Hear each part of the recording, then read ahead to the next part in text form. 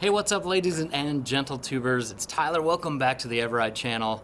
And you'll have to forgive me for not doing a lot of cinematic stuff right now. I'm in between a couple of rallies. I've got rallies like every weekend and every week for the foreseeable future. So I'm gonna try to put out a cinematic real soon, but for now, I'm gonna stick to some more, informational videos like this one, telling you guys about just some of the parts that I've found that are on all of my bikes.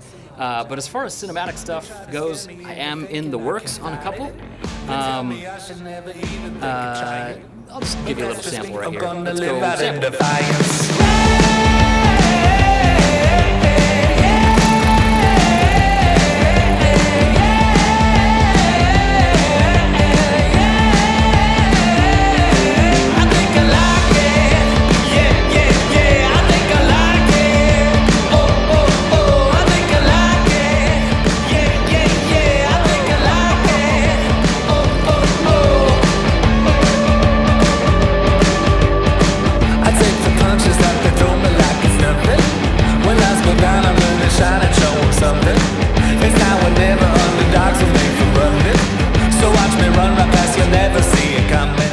The problem? I don't understand what the...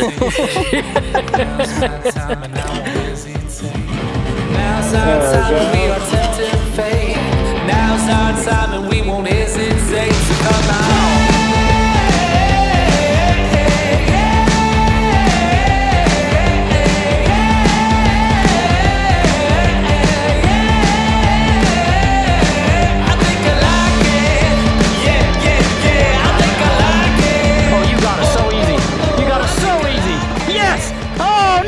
The famous 450X flame out. You had it. You did it. The bike failed. Okay, hopefully that was cool and kept you interested. So yes, I do have things in the works, but yes, I am very, very busy right now. But yes, I wanted to show you some parts of my motorcycles that I have put on every single dual sport, whether I've kept them or whether I have sold them. They're just parts that are amazing. So let's get started. Okay, so first of all, we have the WR250F right here. It's a 2003. This is an old bike that Rocky Mountain helped me to rebuild and kind of refurbish. We have a 2017 KTM XCW, which is an amazing motorcycle. And again, Rocky Mountain has helped me extensively with this as well. And then we have the year 2000 DRZ 400, which was recently totaled. It's broken in all kinds of ways. It looks pretty rough. It actually doesn't look too different from how it used to look. But yes, this is my workhorse motorcycle, what I'm always riding, and it's sad that it was totaled. We're getting insurance stuff worked out with it right now. Anyway, as I was going through the insurance stuff, because you have to list every single part and mod and everything that goes on the bike, I was like, man, these are parts and mods that I put on all of my bikes. And first and foremost, all three of these bikes have them on them currently, is the Seat Concepts seat. Now this seat is a lifesaver, and a lot of people absolutely swear by the Seat Concepts seats. They're extremely comfortable. They have this nice wide plate at the back, but then the saddle is nice and thin up close, up in the front. I can't believe how comfortably they've made this Element seat. This is the low Element seat, and I don't get it. It's the slimmest seat and the flattest seat that they've got, but it's extremely comfortable. This one I've had on there for a long time. Of course, I got my sheepskin. It's such a ratty sheepskin right now. I need to clean it up. By the way, I've got sheepskins back in stock. Look at that. A little dust poof coming off. Anyway, below the sheepskin is indeed the Seat Concepts seat. I put these on all my bikes. They just make a huge difference. Dual sport and dirt bike seats are notoriously bad. They're terrible. The DRZ seat in particular was awful, and these just make it so much nicer to ride. Highly recommend the Seat Concepts seat. It's one of the very first things that I put on any of my motorcycles. I love Seat Concepts. They've been fantastic from the very beginning. So the next thing you'll notice is strapped to most of my motorcycles, and I've had it strapped to this one before this kind of took over as the main dirt bike. But it's this Green Chili Adventure Gear. This is the Scrambler rack, which is a very small, very lightweight kit with some bottle holsters. And then this one is my favorite for dual sport stuff. This is their Hardcore rack, and I've had this on my bike for a long time, and it has been so nice. Right now, obviously, I've got some Wolfman luggage on there that's kind of flopping around because of the crash. I haven't done anything to this bike since the crash, just in case an adjuster comes out, wants to check things out. This rack is extremely cool because hidden in here are actually tire spoons. Not only that, but it also makes this rack rigid. Now, a lot of people will have this rack on the back of their fender entirely and just rest the weight right there. In my case, I've actually found it to be kind of nice to have it up here kind of cantilevered off the seat. And that way I can hold a bunch of weight on here if I need to, and it's not gonna, you know, this DRZ 400 doesn't have a subframe. Obviously this doesn't have a subframe, that doesn't either. And so it's just really nice to have a rigid, hard rack on the back, but then also have it be modular and easily removable. It's basically 2 straps to remove. You just pull that off and around. You do the same thing for the other side. And then I've got it strapped right here with the Wolfman, but you can see there's just a little hook right here that goes around the fender, but then it just lifts right off that easy. You know, if I want to take this rack and put it on another motorcycle, I can totally do that. If I want to take this rack and put it on another motorcycle, or just remove it completely because I'm going to do some hard enduro stuff and I don't want anything in the way, super simple. Something that I really love about the Green Chili racks is they're super lightweight. They'll never break. I've had hard racks on the DRZ before that broke pretty often. They were awful. Plus bolts were coming out, and to get to anything kind of in that subframe area, they were a total hassle. And so I really like how these are so modular and you can just pull it off, put it back on. They work great for seat covers like this or luggage like the Wolfman to kind of keep things all in place. And then if there's anything real big that I want to strap on right here, like a tail bag or something, I can totally do that, or like a big horseshoe bag. These just make any bike that doesn't have a subframe so much sturdier and so much more modular, and they're really not that expensive.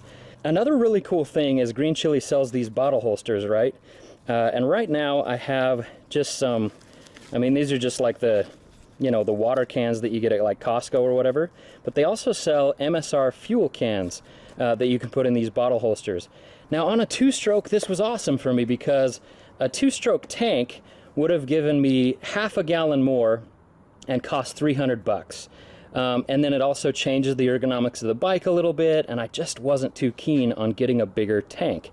And I don't always want to have extra fuel or extra fuel capacity. So something that these allow me to do is if I put those MSR bottles in, fill them with 2-stroke, put them in here, then we're ready to roll, and I have like a lot of extra fuel capacity that's easily removable. Or I can put my water in here and have that weight off my back, or you know, I can use the Green Chili straps that they sell and you know, strap on a tail bag or something like that if I'm going to go hard dirt camping on the dirt bike, or camping on that, or camping on this. Basically, these racks are amazing. They're invincible. They're pretty reasonably priced. The way that they've got it set up, it's just kind of plug and play on any bike you've got, and I've absolutely loved them since day one. So that's the other thing that you will find on every single one of my motorcycles, even if it's a little bit cockeyed because I haven't adjusted it in weeks because I'm using it all the time. So anyway, it's still on there, really, really solid. And another thing, you know, a lot of people have a rear strap to pull their bike, a tug strap, or one of these kind of tug bars. You know, you can use this to tug as well because it's really, really, really on there. So the Green Chili Adventure Gear racks, whether you go for the Scrambler or the Hardcore or their Uprising rack with some straps, highly, highly recommended. I've loved those for years. So those go on every single bike. The next thing that you will notice on all of my motorcycles, except for when other people take them out for a ride and replace the grips, is I use these Rally Pro Grip 714 grips, and you can see there's kind of a slight taper there. They're a hair wider than normal grips. I mean, you can see these just go straight across, and they're pretty narrow. They're a hair wider in the middle, and they kind of have a cool taper on the ends. I don't know why that feels so much better to me, but I absolutely love it. They also really reduce the vibes. I'd say on just a straight dirt bike, these might feel a little bit weird, but on dual sports where you're going to be on the road a lot, you want to dampen a lot of vibes, These grips have been phenomenal. They've been on this bike forever and ever, and I actually, when I replace all the stuff on this bike, I'm going to put more on here. But yeah, they got pretty torn up in the accident. But yeah, they've just been fantastic, very comfortable, vibe dampening grips that I've really enjoyed, and I'll put them on all my dual sports. I know down here at the Rocky Mountain dealership, they're like $8. Online on Amazon, I think they're $14 or $15, but well worth the price in my opinion. But that's something else, just a little thing that you'll find on every single one of my bikes. The next thing is actually the double take mirror, and that was kind of a surprise. These are expensive mirrors. I actually had to put this one back onto this because I pillaged this mirror off of this when I got this bike. So this used to be on here, but yeah, I have one of these cheapo Acerbis things. These break all the time. Mirrors on dual sports just don't last. They're almost a novelty just to stay legal for an inspection. But I happen to like looking in my mirror to be safer in traffic, and looking in my mirror during the rallies so that I can keep track of who's riding behind me and how close people are. The double take mirror system is super awesome. As you can see, it uses a ram ball here, and I've talked about it in videos past. I just really like it. You can tuck it out of the way really easy, and then just tighten it up. You could do that one-handed while you're riding. This mirror took a direct impact from the back end of a side-by-side as it was rolling down a hill at about 30 miles an hour. And this is, I mean, I haven't adjusted it since, but yeah, it'll just adjust right back. Oh, hi. Anyway, that's that. I really like these mirrors. They are expensive. They seem overpriced to me.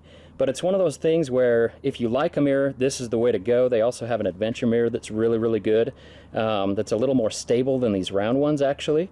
But this is a really good way to go, and they last forever. And then the main thing is, for a long time, I was hesitant to use these because I'm like, man, I'm not going to pay 50 bucks for a mirror. And then I went through $50 worth of mirrors like this. You know, they're 10, 12 bucks a pop. And I probably went through 5 or 10 of them. So buy the cheap thing and pay for it over and over again. Buy the good thing and pay for it once. You know, what do they say? Buy once, cry, or buy once, cry once? Is that it? Is that it? I don't remember. Anyway, okay, so we've had a time warp here, and I'm so sorry for that. One thing that is behind the scenes on all these bikes and a little more subtle that I forgot to mention, that's one of the main parts, is the Tusk Dual Sport lighting kit. I've got it, it's all over that Yamaha, it's all over this. I still used the stock KTM brake light, but everything else on here, the wiring harness, the controls, everything like that, that's all that Tusk Dual Sport, basically wiring kit and lighting kit. That was surprisingly easy to install. I'm an electrical dummy, and basically it's like step-by-step instructions. They've got awesome videos. It's like plug this wire into this wire, color-coded, run it through your bike, run it to your blinkers and whatnot, and then set it up. On this bike, we're still running the original blinker kit. Up there, we had the turn signals that are integrated in the handguards, and those actually broke. However, on the rear signals, they've stayed strong. This one, I won't tell you about that yet, because that's something that I'm just testing out and seeing if we can make something happen with those. But yeah, the wiring harness and everything like that's going to save you a ton of time. It's pretty much foolproof to set up. I've really liked the Tusk Dual Sport lighting kit as well. So anyway, time warp back to when we were in the backyard. The next thing that you'll find on my motorcycles that's not at all that glamorous, but it's inexpensive and it works really well, and I've actually abused them a lot. But you'll find primary drive chains and sprockets on my bikes.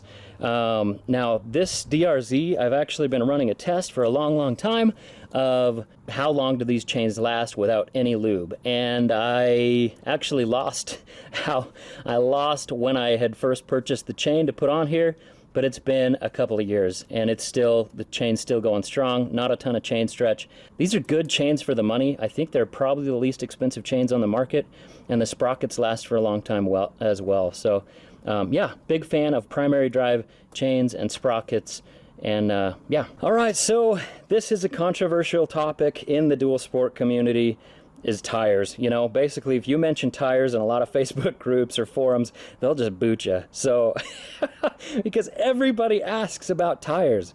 But I'm going to tell you my favorites. Now, for a long time, I've been running the Kenda K270s, as well as the Shinko, I believe, 244s. They're about the same thing. But yeah, the Kenda K270s have been really good in the rear. They last a long time, and they're, you know, decent sized knobs, okay on the road, and they're fairly cheap. And then in the front, for a long time, I have ran just, you know, whatever aggressive Kenda was cheapest and, you know, knobbiest. So this is the Trackmaster 2 that I've got up here, but these wear quite a bit different. Now I went with a more aggressive tire in the front, just because they wear a little slower, but they do have a wobble. You can see there's quite a bit of interesting wear here on the front knobs. On this bike, this is my main dirt bike. I run tubeless tires, and so the tires are going to be a little bit different. But for street, and they're actually not street legal. Shh, don't tell anybody. For street legal, super huge knobs, what I'm going to be changing all of my tires over to, because as I've ridden this bike, I've just become a total believer, is the Tusk D-Sport tires. They've been around just for a little while, but they're just getting rave reviews. They last quite a long time. You can see they've got pretty, you know, they've got pretty good knobs. They'll clear mud pretty easily, but they're also a fairly hard compound, and so they've actually been lasting people quite a long time. Now, I haven't tested these myself to see how long they'll last. I just have tested kind of the rideability of them, and I really like them, especially since you could get a set of them for about $100 shipped from Rocky Mountain. So I've got them on front and rear on this bike. When I rebuild the DRZ, I'm gonna have them on front and rear for that. Anyway, guys, I know that was kind of long for just a few parts, but I wanted to explain in detail why these parts are fantastic, why I use them, why they're on every single one of your bikes. Or, I mean, why they're on one of... why they're on all of my motorcycles. Oh my gosh. How long has it been since I've done this? I need a nap. Anyway, guys, thank you so much for watching. All of the links for all of these parts will be in the description below, as well as links if you're interested in coming to a rally. We've got a rally next week. That's a week-long rally. If you can get away, send us an email and we'll maybe get you taken care of with maybe a little discount or something. I don't know. We want to fill that up. So anyway, guys, thank you so much for watching, and many happy rides to you. Hope you guys are having a great fall and a lot of great rides. Much love. Everride out.